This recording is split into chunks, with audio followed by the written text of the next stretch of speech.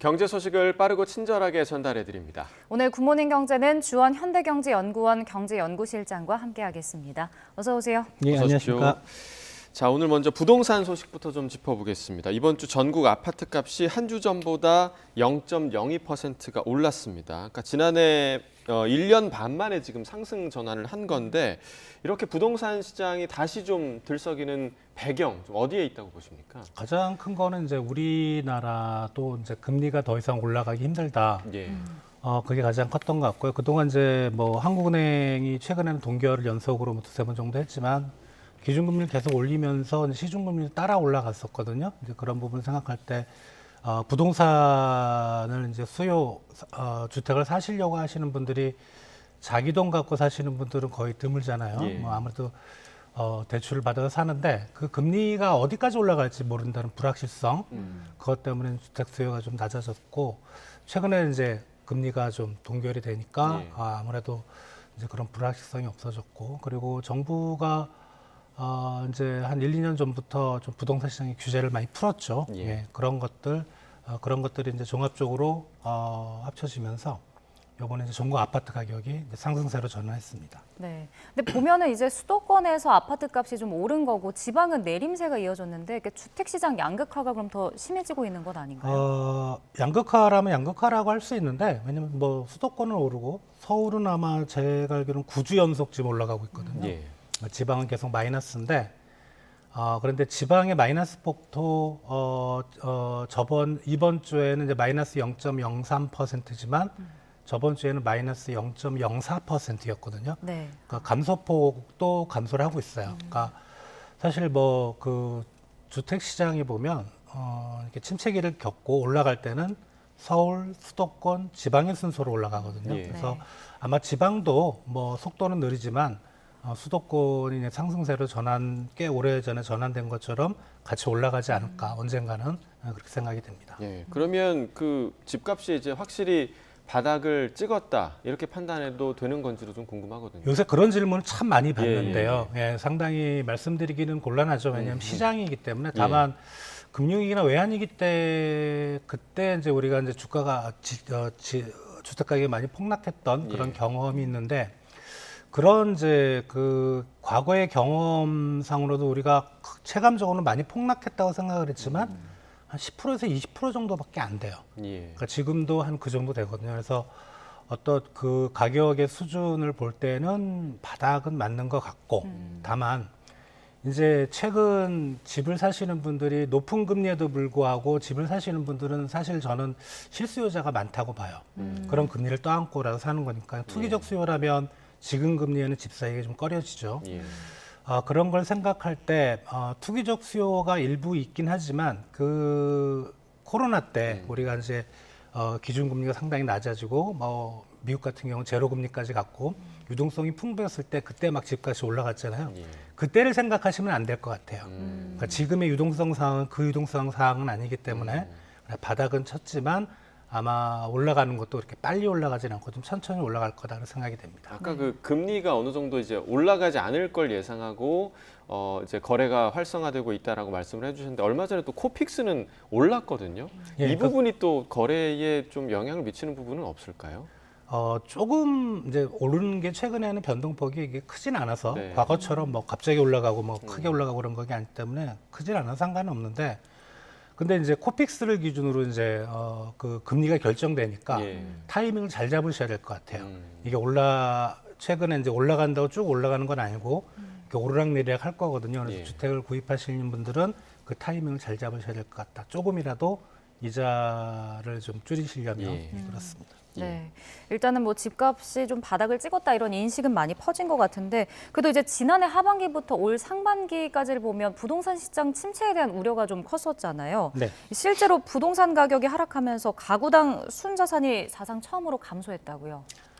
이제 한국은행에서 일종의 국부조사라고 할 수 있죠. 이제 뭐 가구만 조사하는 게 아니고 기업도 조사하고 정부도 조사하고 과연 자산을 얼마나 갖고 있느냐. 네. 근데 정확히는 가구는 아니고 가계 및 비영리 단체라는 파트가 있습니다. 그런 경제 주체에 사실 그래서 비영리 단체는 뭐 우리가 잘 아시는 단체라든가 협회라든가 상당히 많기 때문에 이거를 그냥 우리 전체 가구 수로 나눈다는 건 좀 문제가 있긴 합니다. 근데 그렇지만 이걸 가구라고 봤을 때 실제로 이제 가구당 순 자산이 많이 감소를 했는데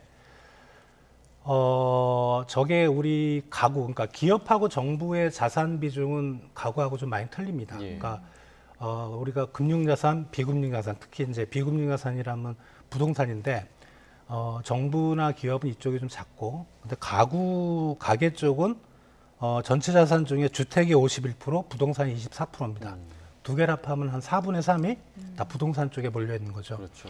근데 이제 그 순자산이 감소한 내역을 보면 이게 두 파트로 나눌 수가 있는데, 거래를 하는 과정에서 감소한 거냐, 아니면 거래를 안 했는데 가만히 있는데 예를 들어 공시지가가 떨어져서 감소한 거냐. 공시지가가 떨어진 부분이 큰 것 같습니다. 지가가 떨어져서 우리 순자산이 많이 감소한 걸로. 근데 이거는 통계를 집계한 이후로 아마 처음이라고 합니다. 요번이. 알겠습니다. 어찌됐든 이제 부동산 시장이 지금 회복되고 있는 것은 이제 사실인 것 같은데, 그럼에도 불구하고 이 부동산 PF에 대한 우려는 사실 굉장히 큰 상황입니다. 문제가 좀 없을지 좀 궁금한데요. 일단 전체 부동산 PF 규모가 한 130조 정도 되고요. 지금 연체율이 가장 많이 높아지고 있는 부분이 이게 증권 쪽이거든요. 사실. 그러니까 새마을금고 최근에 사태가 있었지만 그 새마을금고가 포함된 상호금융이라는 그런 파트는 사실 연체율이 그렇게 크진 않고, 근데 증권 부분이 전체 PF 중에 한 4%밖에 안 됩니다. 그래서 크지는 않은데, 그렇다고 해서 안심할 수 없는 부분은 분명히 있고요. 이제 그 한국은행의 금융안정보고서를 보면 아마 스트레스 테스트를 해봤더니 우리나라 PF 시장은 문제없다, 뭐 이렇게 얘기를 합니다만, 이게 이제 그런 거를 생각해 볼 수가 있어요. 우리가 130조, 그리고 이제 연체율이 그 중에 뭐 한 2%, 금융권 전체로 보면 2%면 130조에 13조도 아니고 한 3, 4조 정도, 최대 우리 맥시멈 잡았을 때 부실한 부분이 그 정도인데, 전체 우리 가계 신용이 한 3,600조 정도 됩니다. 금융권이 가계나 기업에. 그 전체 중에 차지하는 비중이 되게 작죠. 이렇게 보면 안심할 수가 있는데, 이 금융시장이나 금융산업의 특성이 뭐냐 하면 어느 한 군데에 문제가 생기면 이게 도미노처럼 파급이 된다는 거죠.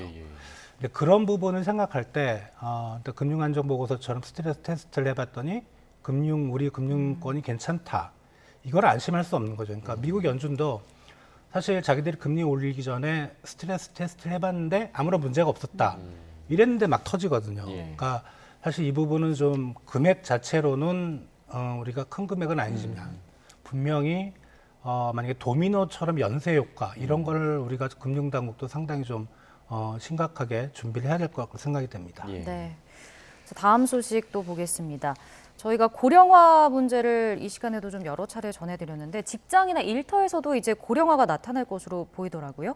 2050년에 국내 취업자 평균 연령이 50대 중반까지 오를 수 있다, 이런 전망이 나왔네요. 네, 우리가 이제 53.7세로 2050년에 평균 연령이, 그리고 OECD가 43.8세니까 한 10살 정도 차이가 나는데, 이미 올해도 우리가 한 47세 정도 돼요. 그리고 OECD보다 좀 높긴 하고, 물론 이제 왜냐하면 OECD 평균보다 벌어지는 이유는 우리가 유독 좀 출산율이 떨어지고, 그렇다면 이제 장래 젊은 층이 감소하는 거죠. 그리고 그런 의미를 가진다고 생각이 되고요.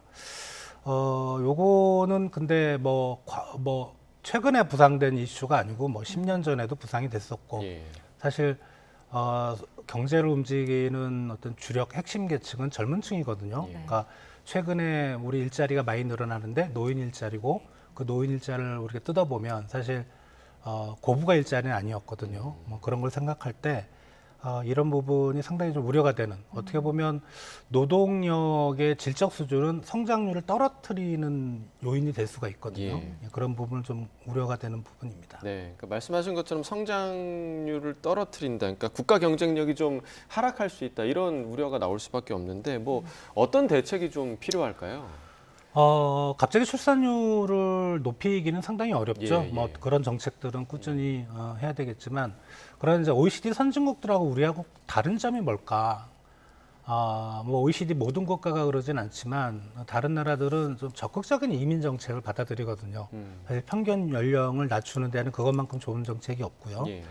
그리고 또 하나는 이게 문제가 되는 게 이게 산업 구조하고 그다음에 사회에서 요구하는 기술 수준이 변하지 않는다면 상관이 없어요. 예. 상관이 없는데 이게 10년 전, 20년 전 뭐와 비교를 해보면 산업이 되게 좀 하이테크 산업으로 가고 네. 요구하는 교육 능력 수준도 상당히 높거든요. 그 예를 들어 지금 뭐 60세 이상 노인분들한테 코딩 교육을 할 수는 없잖아요. 예. 예, 그런 겁니다. 그러니까 이게 앞으로 2050년이 되면 어떤 수준의 기술을 사회가 요구할지 모르고 분명히 지금보다는 상당한 교육 능력이라든가 이런 것들이 필요하다면은 그 연령층을 그러니까 평균 연령층을 낮추는 게 어떻게 보면 국가 경쟁력을 높이는 가장 핵심이 되지 않을까 생각이 됩니다. 예. 네.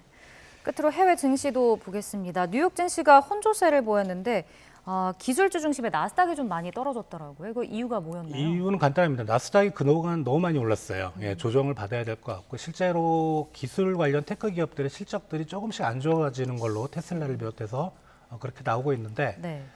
또 하나의 배경을 잡자면 아마 다음 주 제가 알기로는 우리나라 시간으로 목요일 새벽 정도에 연준의 FOMC가 열리죠. 네. 거기서 분명히 한 번 정도 올릴 거라고 모두가 예상을 하는데 이제 그 파월이 기자회견을 할 텐데 무슨 소리를 할지는 모른다. 이런 이제 시장에 약간의 불안감이 섞여 있는 것 같아요. 예를 들어 이번 한 번이 끝이 아니다. 한 번 더 남았다. 이러면은 이제 사실 시장은 한 번 인상한 걸로 지금 생각이 굳혀지고 있는데 거기서 한 번 더 인상하면 아무래도 이제 기술주들이 좀 타격을 받을 가능성 그런 게 있습니다. 알겠습니다. 네, 오늘 굿모닝 경제 여기까지 듣겠습니다. 주원 실장과 경제 이야기 나눠봤습니다. 고맙습니다. 고맙습니다.